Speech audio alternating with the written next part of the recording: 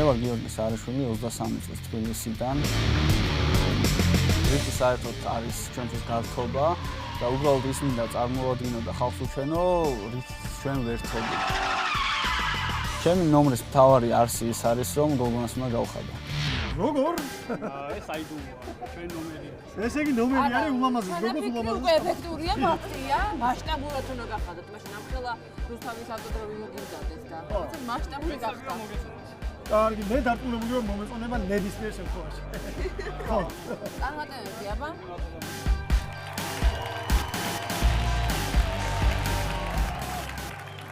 მოგესალმები. გამარჯობა.